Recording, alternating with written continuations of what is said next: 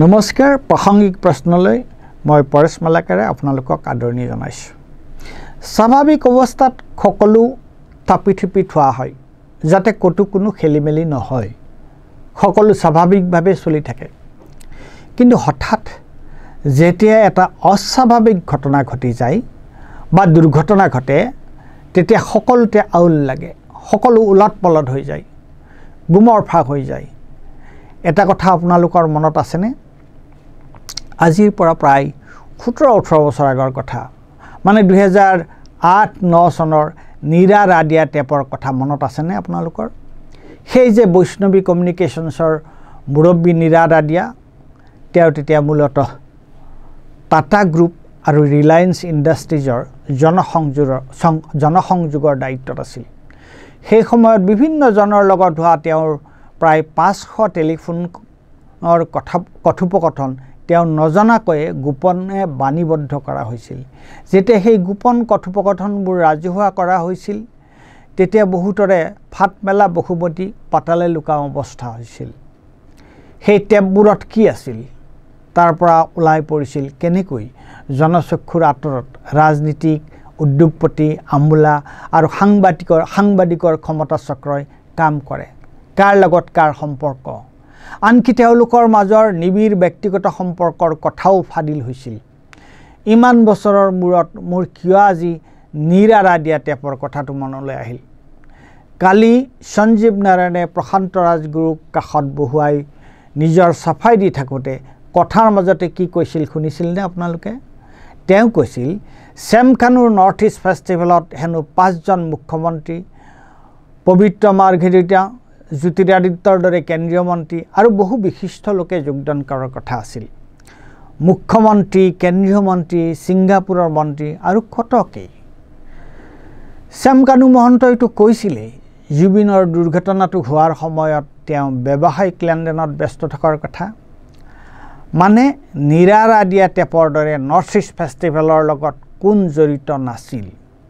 এতিয়া কথা ওলাইছে জুবিনৰ শোকত এফালে অসম শোকদগ্ধ হৈ থাকোঁতে সেইফালে বোলে ছিংগাপুৰৰ নৰ্থ ইষ্ট ফেষ্টিভেলত ফেশ্বন শ্ব' চলি আছিল আৰু তাৰ লগত ৰিণিকী ভূঞাৰ নামো ওলাইছে। সঁচা মিছা আমি নাজানো, বজাৰত ওলোৱা কথাটোহে কৈছোঁ। বজাৰত ওলোৱা কথা না আমি হাঁ বুলি ক'ব পাৰোঁ না আমি না বুলি ক'ব পাৰোঁ। তালৈ যোৱা বা যাম বুলি ভাবি থকা মানুহবোৰৰ চাগে এতিয়া জুবিনৰ ওপৰতে খং। জুবিনৰ মৃত্যুৱে গোটেইখন পণ্ড কৰি দিলে। তেওঁলোকৰ যে কেৱল মৌজ মস্তিয়ে পণ্ড হৈ গ'ল এনে নহয়, তেওঁলোকৰ কিছুমানৰ নাম জুবিনৰ মৃত্যুৰ লগত আওপকীয়াকৈ আৰু কিছুমানৰতো পোনপটীয়াকৈ সাঙুৰ খাই পৰিল। যি নৰ্থ ইষ্ট ফেষ্টিভেলৰ লগত এসময়ত সংযুক্ত হ'ব পৰাটোৱে মৰ্যাদকৰ কথা আছিল, সেই নৰ্থ ইষ্ট ফেষ্টিভেলৰ কথা ওলালেই কিছুমানৰ এতিয়া দিনতে ভূত দেখাৰ দৰে অৱস্থা। সঞ্জীৱ নাৰায়ণকে আদি কৰি প্ৰায় সকলোৱে এতিয়া কৈ আছে নৰ্থ ইষ্ট ফেষ্টিভেলৰ তেওঁলোক ভিতৰৰ মানুহ নাছিল, তেওঁলোক ফেষ্টিভেলৰ সংগঠকসকলৰ এজন নাছিল। এতিয়া সকলোৱে নৰ্থ ইষ্ট ফেষ্টিভেলৰ লগত সম্পৰ্ক নথকাটোহে দেখুৱাব বিচাৰিছে। চেমকানু মহন্তইতো জুবিনক মতা নাছিল বুলিয়ে কৈ দিলে। জুবিনে হেনো নিজেহে গৈছিল তালৈ।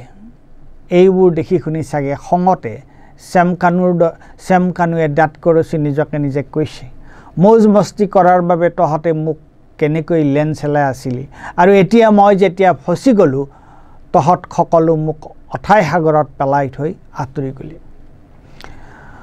আপোনালোকে এতিয়া এওঁলোকৰ কোনো এজনক কোৱা শুনিছেনে?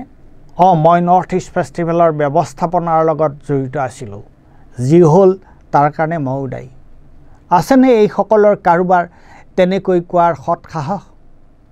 আচলতে কি হৈছে? জুবিন গাৰ্গৰ মৃত্যুৱে আমাৰ সন্মুখত দুটা মেৰু বিভাজন স্পষ্ট কৰি দিছে।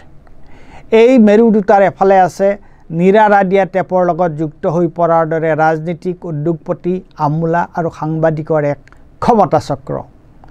কিয় সঞ্জীৱ নাৰায়ণে কোৱা নাছিল কেন্দ্ৰীয় মন্ত্ৰী, 5 ৰাজ্যৰ মুখ্যমন্ত্ৰীৰ কথা? আৰু আমাৰ সেই চিনাকি বিখ্যাত মুখৰ দৰে মুখবোৰ মুখ্যমন্ত্ৰীৰ লগত উৰাজাহাজত উঠা শ্যাম কানুৰ সেই কোটিটকীয়া ছবিখনৰ কথা আপোনালোকৰ মনত নাই নেকি এবাৰ চাই লওকচোন কিয় আপোনালোকে ৰঙালীৰ এই ছবিখন আৰু এই কথাবোৰ পাহৰি গ'ল নেকি এবাৰ শুনি লওকচোন You see, all are drunk. Except me. People say I get drunk. No. But I'm not. Neeraj is not. Yeah. I'm not. Yeah. But day before yesterday I was drunk. I'm going to get drunk now. No. He's drunk. He talks drunk now. Matto Bhagi said drunk one. He's also drunk. I don't mind. Yeah. If it is for Zubin, I won't mind to get drunk also. No, sometimes it's good to be drunk. So, enjoy the party. They're giving a party in Gateway Grandeur today. All are welcome. অসমীয়া মানুহে অসমৰ বৃহৎ festival কিয় পাতিব নোৱাৰে আমি পাতি দেখুৱালো আৰু এই মানুহটোৱে মোৰ আত্মা আমাৰ আত্মা our soul Zubin Garg Sanjeev Nayan মোৰ অতি এটা বেকবোন ঋষিৰাজ বৰকটকী মৃগাংক হাজৰিকা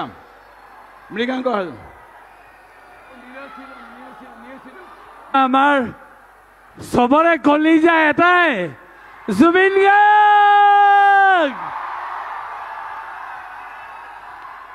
আমাৰ হিয়া মাতো কলিজা Zubin Garg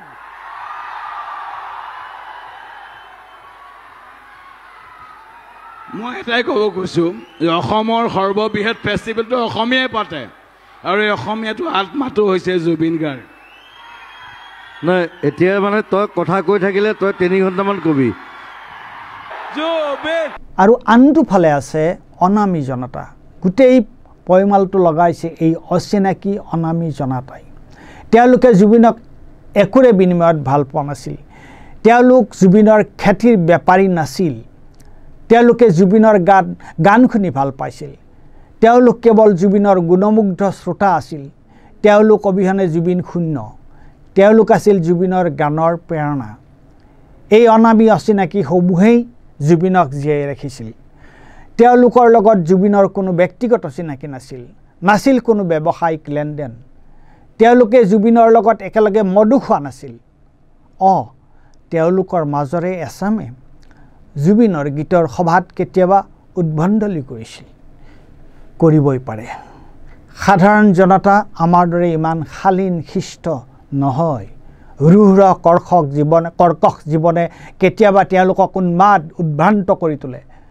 তেওঁলোক বিদ্ৰোহী হৈ পৰে জুবিন আৰু তেওঁলোকৰ মাজৰ যুগসূত্ৰটো সেইটোৱেই আজি ৰাজপথত উন্মাদৰ দৰে যদি তেওঁলোকে জুবিনৰ মৃত্যুৰ ন্যায় নিবিচাৰিলেহেঁতেন আজি গোটেইখন যেনেকৈ থৰক বৰক হৈছে সেইটো কেতিয়াও নহ'লহেঁতেন কিন্তু সমস্যা এটাই এই অচিনাকি সমূহটো হ'ল অসংগঠিত এতিয়া ক্ষমতাশালী চক্ৰটোৱে চল চাই আছে এই সমূহটো শান্ত হ'লেই তেওঁলোকে জুবিনৰ মৃত্যুৰ অনুসন্ধান ফুসফাস কৰি থৈ দিব পাৰিব কিয়নো সেই ৰঙালীৰ চক্ৰটোৰে যিসকলক আমি মঞ্চত দেখিছিলোঁ আৰু যিসকলৰ সহায়ত তেওঁলোকে মঞ্চত উঠি ৰাজহুৱাকৈ মাতলামি প্ৰদৰ্শন কৰাৰ সাহস পাইছিল তেওঁলোকেই জুবিনৰ মৃত্যুৰ বাবে পোনপটীয়া আৰু আওপকীয়াকৈ জড়িত ধন্যবাদ